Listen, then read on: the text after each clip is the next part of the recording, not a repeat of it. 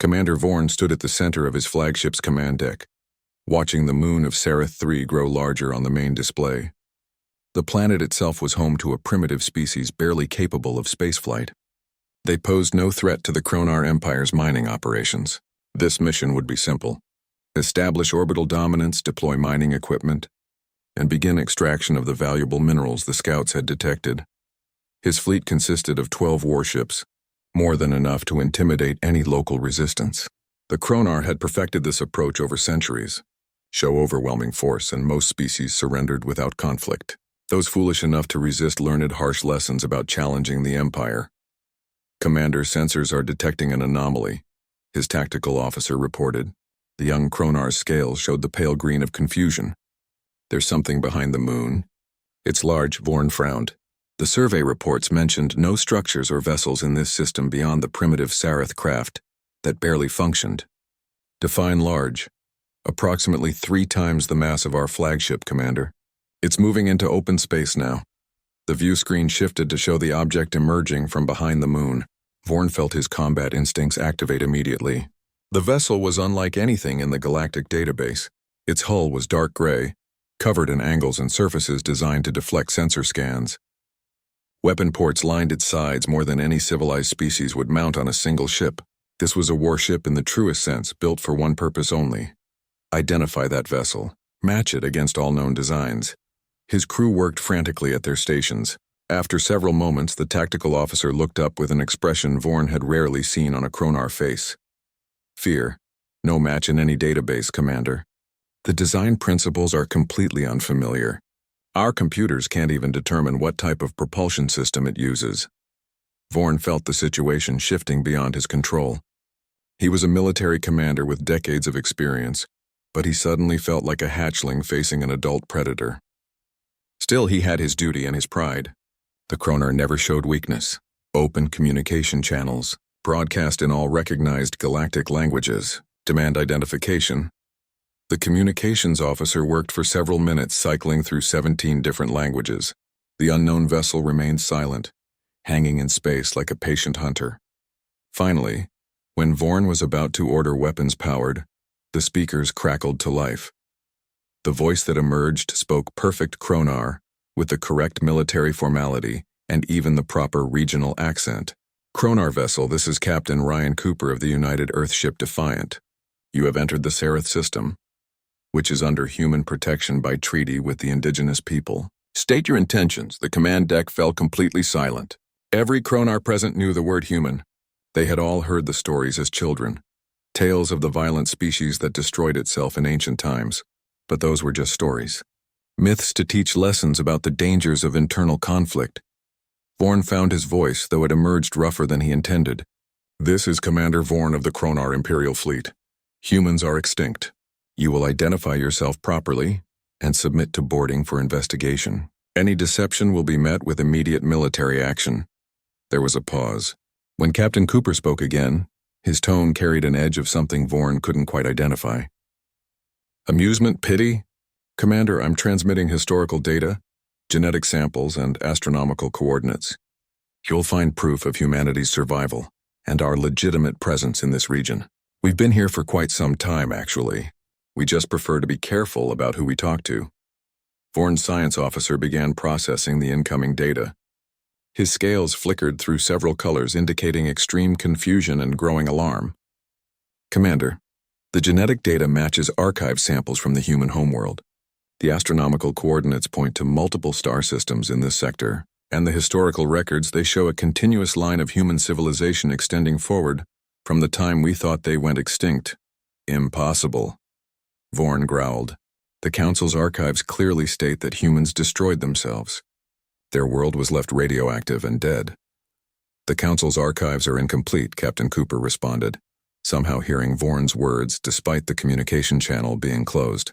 Vorn realized with a chill that the human ship must have listening devices powerful enough to pick up conversations inside a Kronar warship.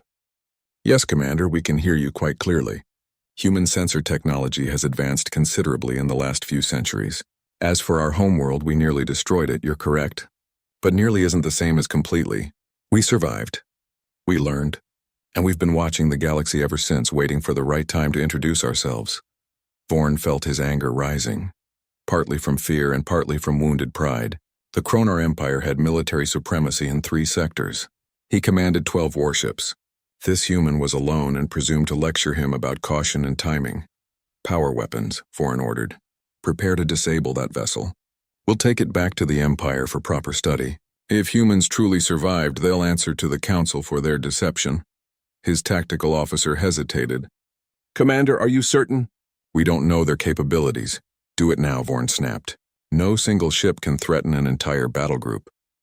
The Kronar warships activated their weapon systems, energy signatures building as plasma cannons charged and missile tubes loaded. On the view screen, the human ship remained motionless, apparently unconcerned by the threat. Captain Cooper's voice came through the speakers one more time, and now Vorn clearly identified the emotion behind it. Sadness, Commander. I'm going to give you one more chance to reconsider. Turn your fleet around and return to Kronar space. Report to your superiors that humanity has survived and wishes to open diplomatic relations.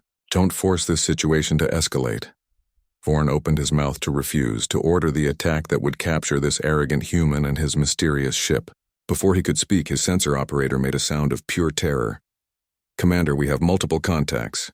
They're appearing all around us. They were cloaked somehow. Our sensors never detected them until now. The main view screen shifted to a tactical display. Vorn felt his combat experience scream at him to run, to surrender, to do anything except fight, where moments ago his 12 ships had faced a single opponent. Now over 70 human warships surrounded his fleet in a perfect sphere. Each vessel was as large or larger than the Defiant. Each one bore the same aggressive design, covered in weapons that Kronar scientists couldn't identify. They had been there the entire time, watching, waiting, hidden, by technology so advanced that the Empire's best sensors registered nothing but empty space. New voice joined the communication channel. This one belonged to a human woman, and she spoke with the calm professionalism of someone who had complete control of the situation. Commander Vorn, this is Lieutenant Commander Amy Phillips, Tactical Officer of the Defiant. I'm sending you a data package now. It contains information about human fleet movements over the last 6 months, transcripts of your military communications that we've intercepted, and detailed analysis of Kronar weapons and defensive systems. We know your shield frequencies, your armor weak points, and your standard tactical responses to various scenarios. Vorn pulled up the data package with shaking hands. Everything she claimed was there. Months of intelligence gathered without the Empire having the slightest suspicion that anyone was watching. The humans had studied them the way a scientist studies insects. We've been watching all of you, Phillips continued. The Kronar, the Valdine, the Nethrim, everyone. For 200 years we've observed the galactic community. We learned your languages. We studied your technology. We identified your strengths and your weaknesses. You know nothing about us. We know everything about you. Does that seem like a fair fight, Commander? Vorn realized he was facing a choice that would define the rest of his life. He could order his fleet to fight. His warriors would follow that command without hesitation. They would die with honor and achieve absolutely nothing. Or he could choose survival and carry a message back to the Empire.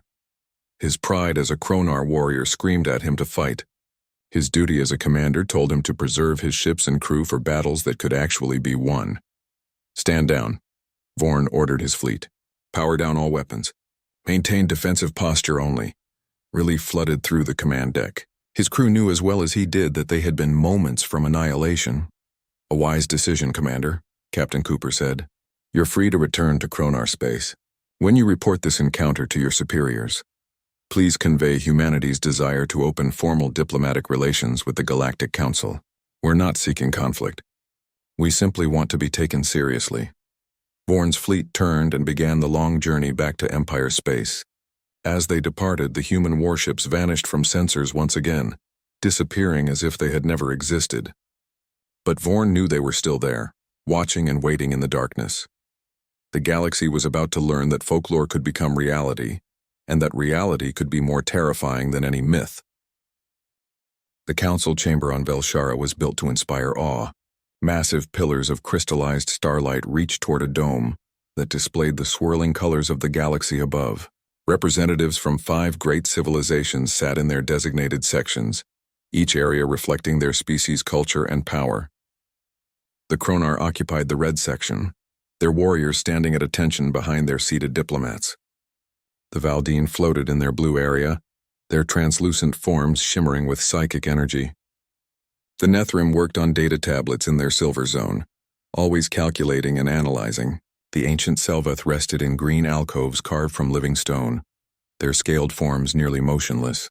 The Horum bustled about their golden section, trading information and favors even during official sessions. Ambassador Krell of the Kronar Empire stood to address the assembly. His species valued strength above all else, and his scarred armor told the story of dozens of battles. When he spoke, his voice carried the weight of military authority that had conquered 12 star systems. Honored members of the Council, I bring a matter of security to your attention. Our frontier scouts have detected unusual energy signatures in Sector 779. The readings are inconsistent with natural phenomena. They suggest advanced technology operating in what our maps designate as empty space. A wave of disinterest passed through the chamber. Sector 779 was far from any established trade routes or valuable resources. It existed on the very edge of explored territory, a region so remote that no civilization bothered to claim it. Senior Archivist Then of the Selvath dynasty raised one clawed hand. His species had maintained records for 50,000 cycles, and his knowledge of galactic history was unmatched. When he spoke, his words carried the patience of ages. Ambassador Krell, that region is marked in our oldest charts as the Dead Zone. According to ancient records, it was once home to a species called humans. They were remarkable in many ways, these humans. The legends say they could survive in nearly any environment, that they solved problems with unusual creativity, and that they fought with terrifying determination. Krell's interest sharpened. Were they conquered? Did they join the council? Then made a sound that might have been laughter. No, Ambassador. They destroyed themselves. The humans had a fatal flaw. They could not unite under a single purpose. Their world was divided into hundreds of factions, each competing for resources and territory. Eventually, their weapons became too powerful for their wisdom. They fought a final war that left their homeworld a radioactive wasteland. This happened over 3,000 cycles ago. Nothing remains but debris and radiation. The Valdine representative, a being called Senna, projected her thoughts directly into the minds of all present. Her psychic voice was gentle but firm. The humans exist now only in cautionary tales we tell our young. They serve as a reminder of what happens when a species develops technology faster than wisdom. The energy readings Ambassador Krell detected are certainly natural phenomena, perhaps from a dying star or spatial anomaly. Council member Zinn of the Nethrim Unity nodded in agreement.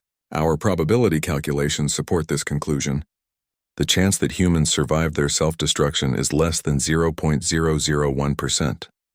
Even if survivors existed, they would lack the infrastructure to develop advanced technology. The readings are meaningless. Krell looked around the chamber, studying the faces of beings who dismissed his concerns with such certainty. He had risen to his position by trusting instinct as much as evidence, and his instinct told him something was wrong. But he was one voice against the collected wisdom of the galactic community. I request permission to send a reconnaissance fleet to investigate the energy signatures. 3 ships would be sufficient. We could confirm the readings as natural and settle the matter. Trade Minister Kell of the Horum Syndicate checked his financial projections. Denied. The cost of deploying 3 warships to the Outer Rim exceeds our security budget for this cycle. We face more pressing matters. The trade dispute between my people and the Nethrim requires immediate attention and resources. The council voted. Only Krell's own delegation supported the reconnaissance mission. The matter was closed, filed away in the archives as another false alarm from an overly cautious military officer. Far beyond the reach of the council's sensors, beyond the established borders of known space, Captain Kyle Harrison stood on the bridge of the Valiant Dawn. The ship was one of humanity's newest designs, sleek and deadly, incorporating lessons learned from 2 centuries of watching the galaxy from the shadows. Kyle was 38 years old, with the weathered look of someone who had spent most of his adult life in space. His brown hair was cut military short, and his green eyes constantly scanned the displays around him. He had served in the Earth Coalition Navy for 18 years, rising through the ranks by demonstrating both tactical brilliance and the ability to make hard decisions under pressure. "Captain, we're receiving a priority transmission from Coalition Command," his communications officer announced. Lieutenant Ben Foster was young but reliable, exactly the kind of officer the new Navy needed. "Put it through to my ready room," Kyle ordered. He left the bridge and entered the small office adjacent to it. A holographic display activated, showing the face of Admiral Patricia Morgan. She was in her 60s, one of the original architects of humanity's return to space. Her gray hair was tied back in a practical bun, and her expression was grave. "Kyle, long-range reconnaissance has detected major fleet movements in Kronar space. Intelligence analysis suggests they're preparing to expand into the outer territories. If they push far enough, they'll discover our colonies in the Sareth and Deneb systems." Kyle felt his stomach tighten. Humanity had worked so hard to remain hidden, to build strength before revealing themselves. Discovery by accident would be the worst possible scenario. "What are our orders, Admiral?" Patricia's expression hardened with determination. "The Coalition Council has made their decision. We've been silent for 200 years, watching and learning. We've built a civilization from the ashes of our old world. We've united in ways our ancestors never achieved. It's time to show the galaxy that humanity survived. But we'll do it on our terms, not theirs. You want us to make contact? Not just contact, Kyle. I want you to make sure that when humanity announces its presence, every species in the galaxy understands that we're not victims, not refugees, and certainly not folklore. We're a power to be respected.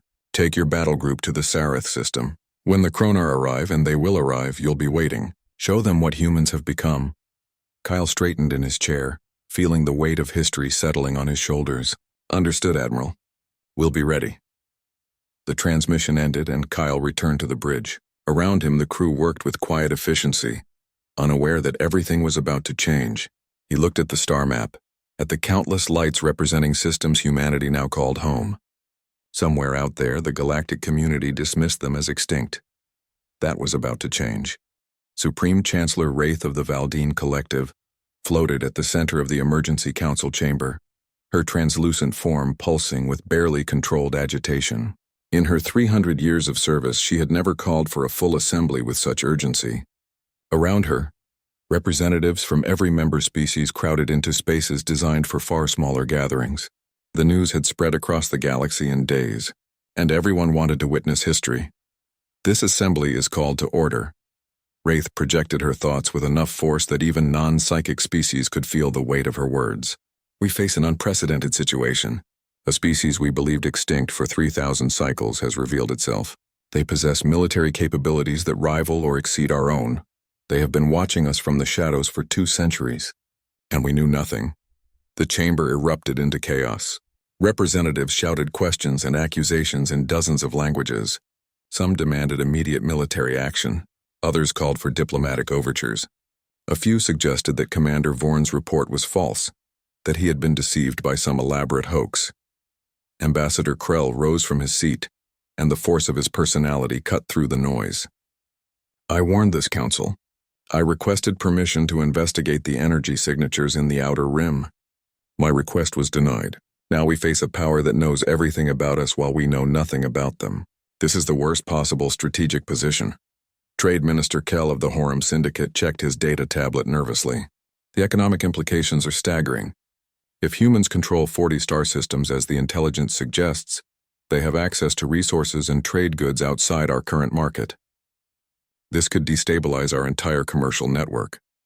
Council member Zinn of the Nethrim Unity stood, his mechanical implants clicking softly. "I propose we focus on the technological aspects. The humans have developed sciences we don't understand. Quantum disruption weapons, graviton manipulation, stealth fields that render entire fleets invisible to our best sensors. We must acquire this knowledge through trade if possible, through other means if necessary." Senior Archivist Then, who had dismissed humanity as folklore just weeks ago, looked older than his 400 years. "I have reviewed our most ancient records. The texts describe humans as adaptable, creative, and extremely dangerous when threatened. They formed emotional bonds with other species, making strong allies. But they also held grudges across generations and never forgot those who wronged them. If we approach this incorrectly, We may create an enemy more terrible than any we've faced. Supreme Chancellor Wraith called for silence, projecting a psychic wave that made every being in the chamber pause. We must address a disturbing reality. The Valdine pride themselves on sensing all intelligent life within our sphere of influence. We detect thoughts, emotions, the basic presence of consciousness across vast distances, yet we never sense the humans. How is this possible? High Counselor Mirth of the Selvath dynasty spoke for the first time. His ancient voice carried the weight of countless years. The old texts mention this. Humans possess natural psychic defenses. Their minds generate a kind of static that makes them difficult to read even at close range. This may explain why the Valdine never detected their presence. They were invisible to both technological and psychic observation.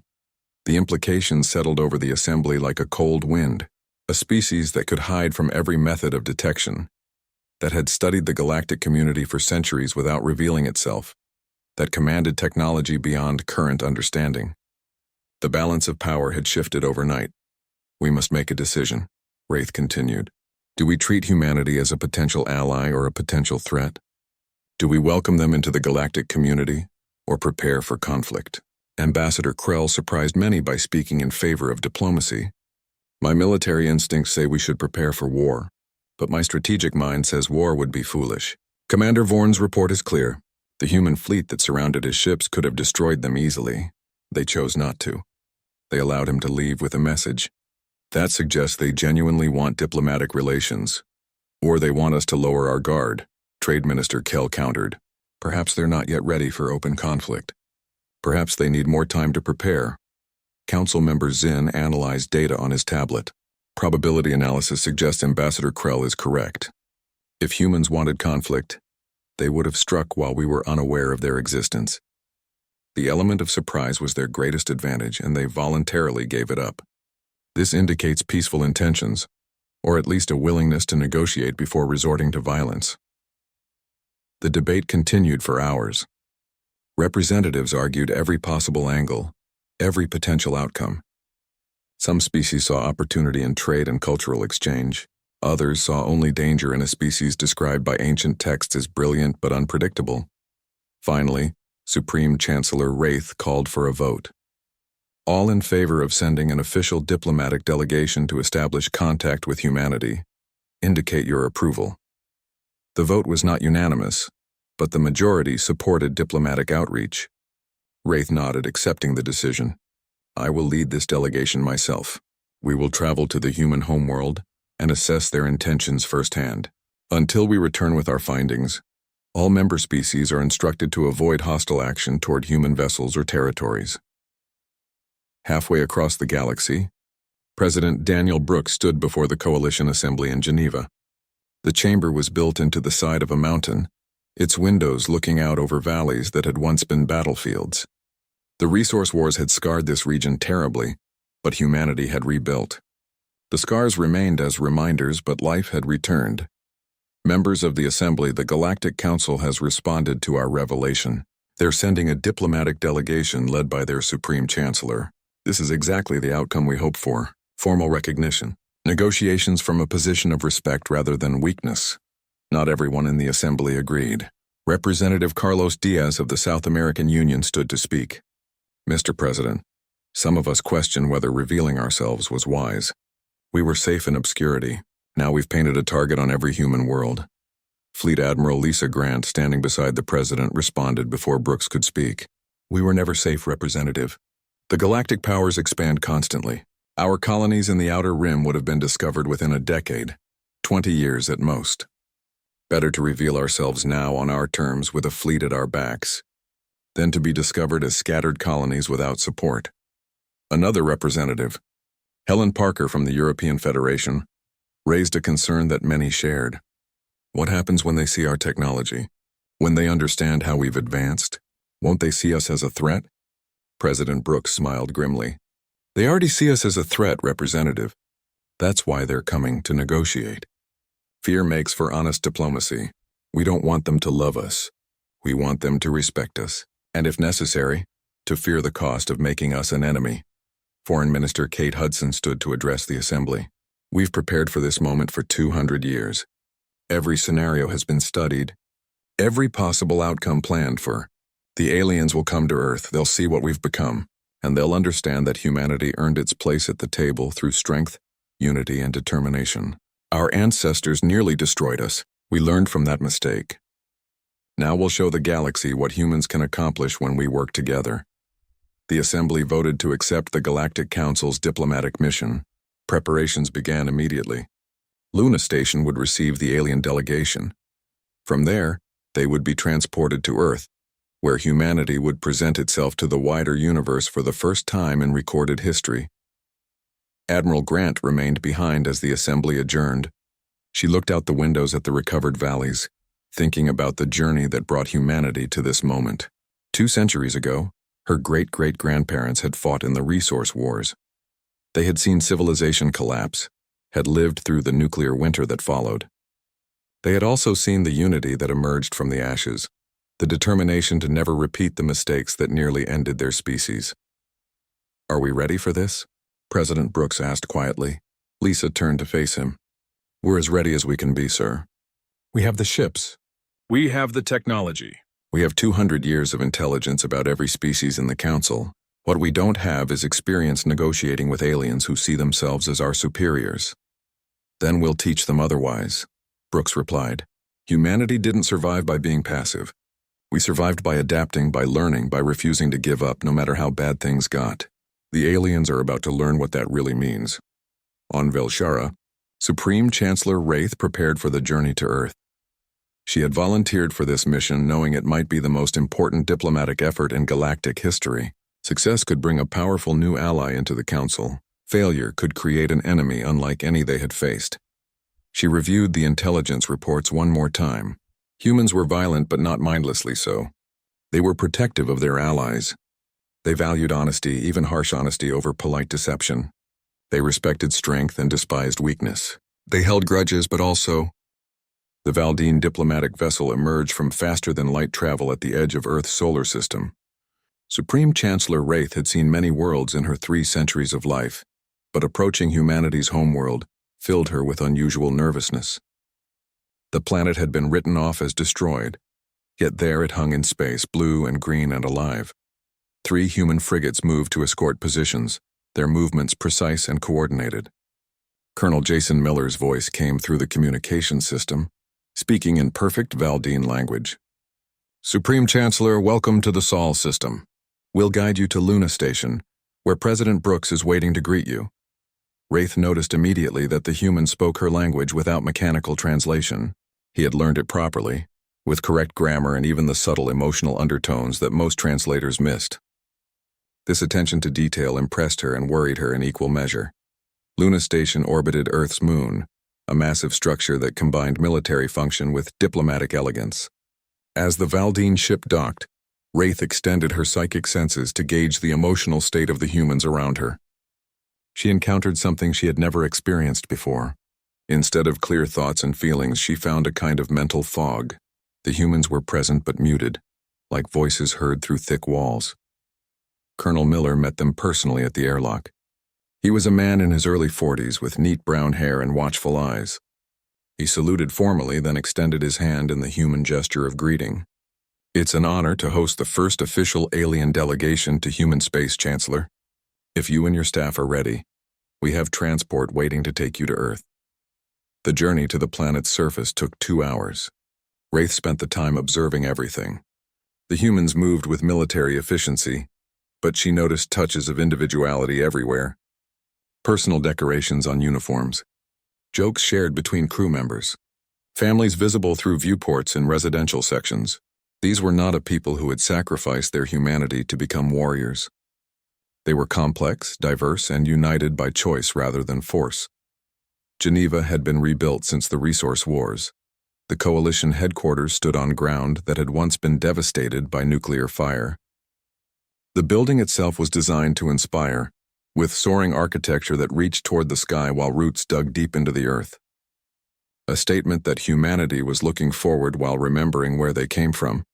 President Daniel Brooks waited in the main hall with Admiral Lisa Grant and Foreign Minister Kate Hudson. Brooks was in his 50s with gray hair and the weathered face of someone who had made difficult decisions. He greeted Wraith with formal respect but no excessive ceremony. "Chancellor, thank you for making this journey. I know many in your council questioned whether humanity deserved this audience. We're grateful for the opportunity to prove otherwise." Wraith appreciated his directness. "Mr. President, my people have many questions. Perhaps we should begin with the most fundamental. How did humanity survive? Our records clearly indicate that your world was left uninhabitable." President Brooks gestured toward a conference room. "We nearly didn't survive, Chancellor. Let me show you what we faced and how we overcame it." The next several hours were spent reviewing human history. Brooks and his advisors held nothing back. They showed footage from the resource wars, the terrible weapons deployed, the cities destroyed, the billions dead. They showed the nuclear winter that followed, the collapse of governments, the desperate struggle for survival. "We had perhaps 50 million people left after the worst years," Foreign Minister Hudson explained. "Scattered groups across the planet, most without contact with each other. Many thought humanity was finished. But humans are stubborn, Chancellor. We refuse to die easily." The presentation showed how survivor groups eventually made contact, how they shared resources instead of fighting over them, how the understanding that they had nearly destroyed themselves led to a fundamental change in how humans thought about conflict and cooperation. "We formed the Earth Coalition Government, 50 years after the final war," President Brooks continued. "Every surviving nation sent representatives. We wrote a constitution based on one principle above all others. Never again would we let internal disputes threaten our species. Never again would we build weapons without considering their consequences. Never again would we value short-term gain over long-term survival."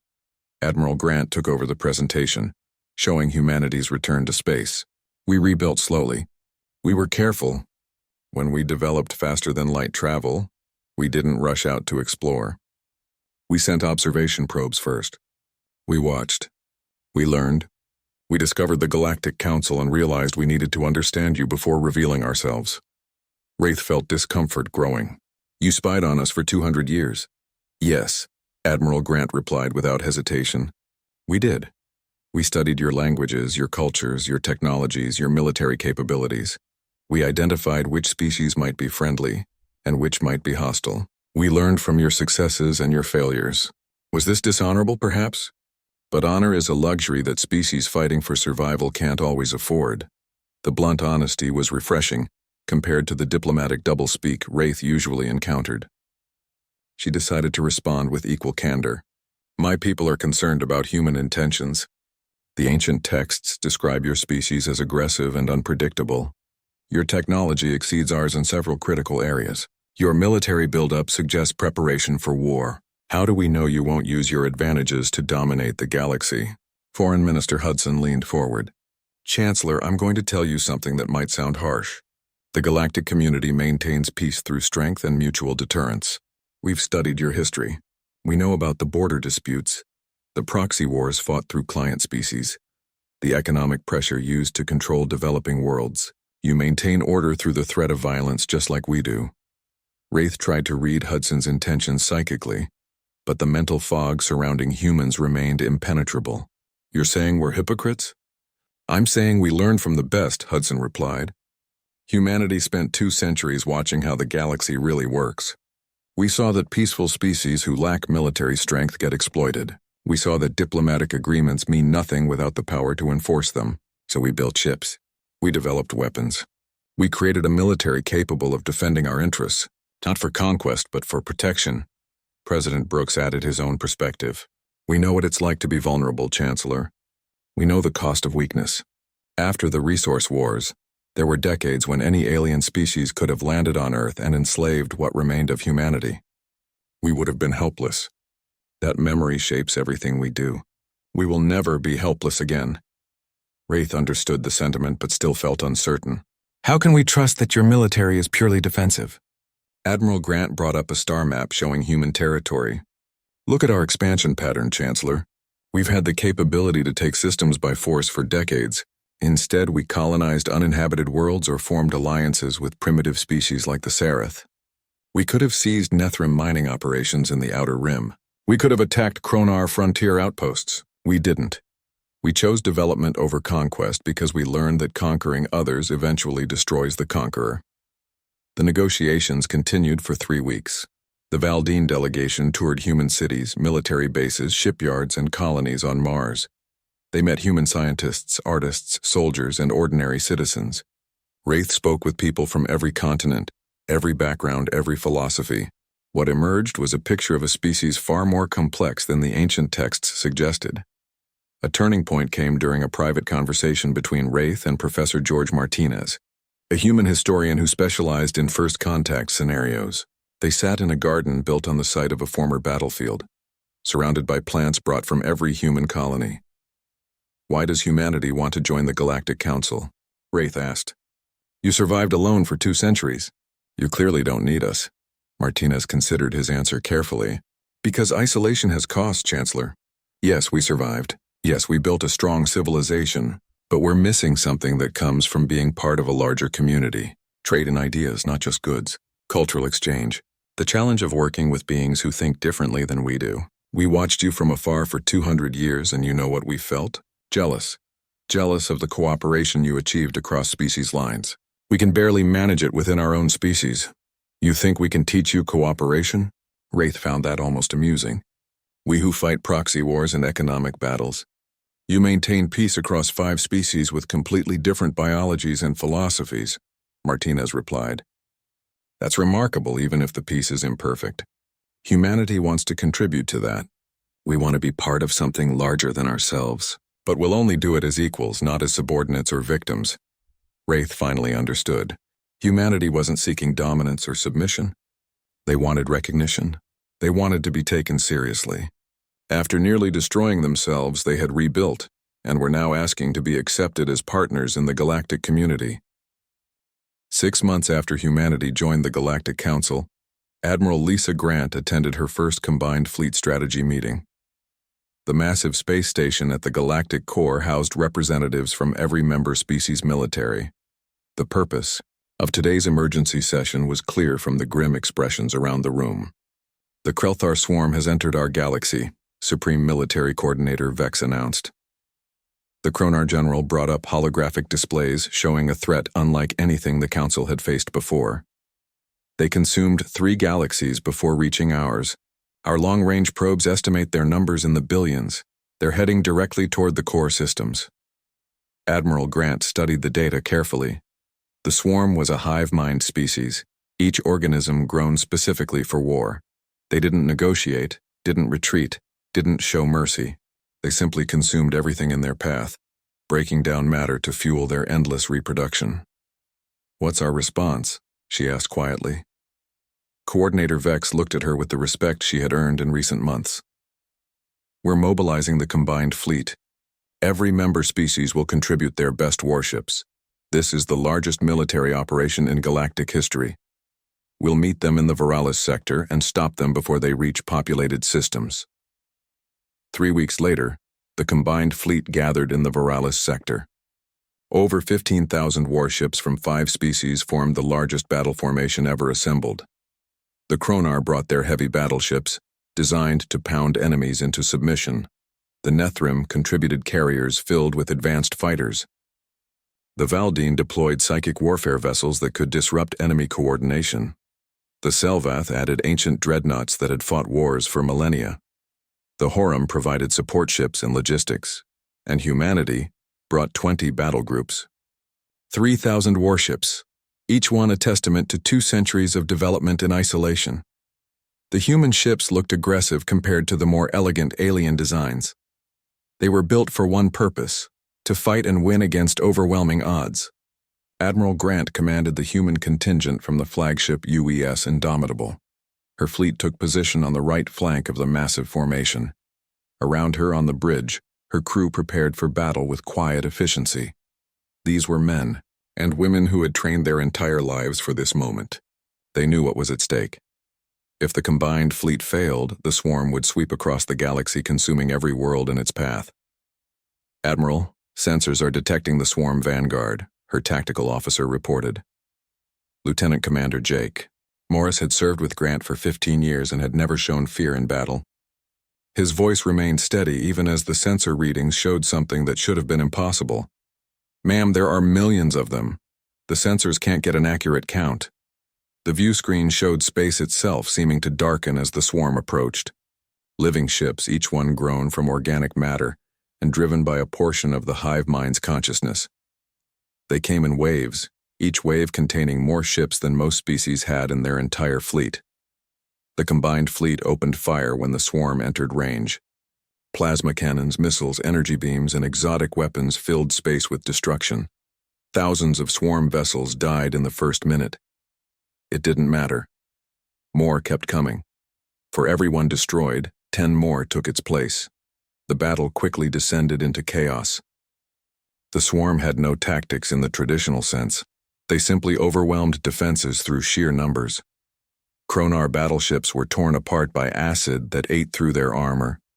Nethrim fighters were swamped by smaller swarm organisms that acted like living missiles. Valdine's psychic attacks were swallowed by the vastness of the hive mind's consciousness. Admiral Grant watched the tactical display with growing concern. The combined fleet was fighting bravely, but they were being pushed back. The swarm's numbers were too great, their assault too relentless. At this rate, the fleet would be destroyed within hours. "Ma'am, we're receiving casualty reports from all sectors," her communications officer announced. Lieutenant Ben Foster's young face showed strain.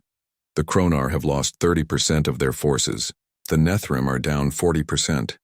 The Valdine are requesting emergency support." Grant studied the battle patterns carefully. Her tactical training and years of experience analyzing alien warfare gave her an advantage. She could see what the other commanders couldn't. The swarm wasn't truly mindless. They operated through distributed consciousness, but their coordination relied on large command organisms hidden deep within each wave. Kill the commanders, and entire formations would become disorganized. The problem was reaching them. The command organisms nested behind millions of smaller vessels. No conventional assault could penetrate that deeply and survive. "Get me a direct channel to Coordinator Vex," Grant ordered. The Kronar general appeared on her screen, his scales showing stress coloration. Behind him, his command ship rocked from impacts. "Admiral Grant, we're being overwhelmed. I'm considering a tactical withdrawal to regroup." "Don't," Grant said firmly. "We withdraw now, and the swarm will pursue us all the way to the core worlds. We need to break their formation here. I have a plan, but it requires human ships to make a deep penetration strike directly into the heart of their formation." Vex's expression showed shock. "That's suicide. No fleet could survive that far into their lines." "No alien fleet could survive it," Grant corrected. "Our ships are built differently. We designed them specifically for situations where we'd be outnumbered. We can do this, but I need the rest of the fleet to maintain pressure on their flanks. Keep them focused on multiple threats while we strike at their command structure." Vex hesitated only a moment before nodding. "Do it. The Council is counting on you." Grant turned to her crew. "All human battle groups, this is Admiral Grant. We're initiating Operation Breakthrough. Target priority is swarm command organisms, ignore everything else. We punch through, we eliminate the commanders, we get out. Speed and aggression. Show them what humans do when we're cornered." Captain Linda Shaw of the UES Defiant responded immediately. "Understood, Admiral. The Defiant will take point. All ships form up on me." The human fleet reorganized into a spear formation, with the heaviest ships at the front and lighter vessels providing support. Then they accelerated directly toward the thickest concentration of swarm vessels.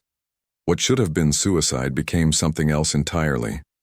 Human ships activated quantum shields that absorbed attacks in ways swarm organisms couldn't counter. Graviton weapons tore holes through formations that conventional weapons couldn't penetrate. The humans flew with a precision and aggression that stunned their allies.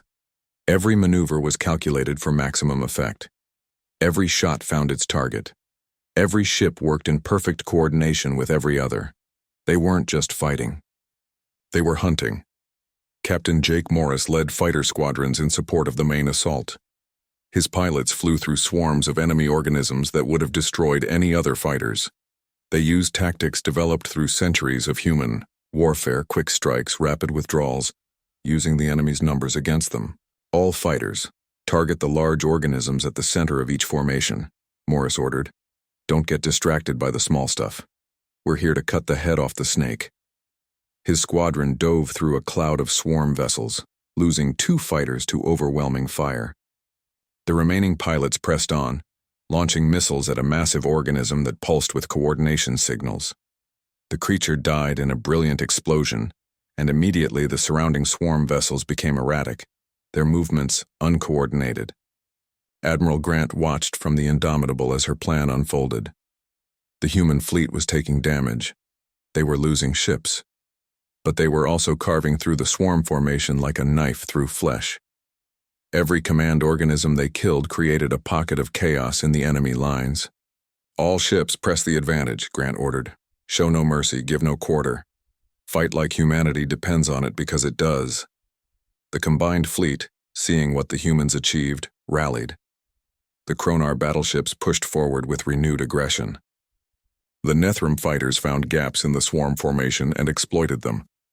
The Valdine concentrated their psychic attacks on the confused sections where command organisms had been destroyed. The battle turned. Slowly at first, then with increasing momentum. The swarm began to pull back, something observers had never seen them do before. They had always overwhelmed through numbers, but now those numbers worked against them. Without proper coordination, they became targets rather than threats. Admiral Grant ordered one final push. "All human ships, full assault, break them completely." The human fleet surged forward in a coordinated strike that demonstrated every lesson learned from 2 centuries of studying galactic warfare. They used Kronar aggression tactics, Nethrim precision, Valdine coordination, and Selvath persistence, but they combined these with something uniquely human: the absolute refusal to accept defeat regardless of the odds. The swarm formation collapsed. Their ships began retreating toward the galactic rim, chased by human fighters that showed no hesitation in pursuing. For the first time in their existence, the swarm had been not just stopped but defeated. The combined fleet reformed, battered, but victorious. Casualty reports: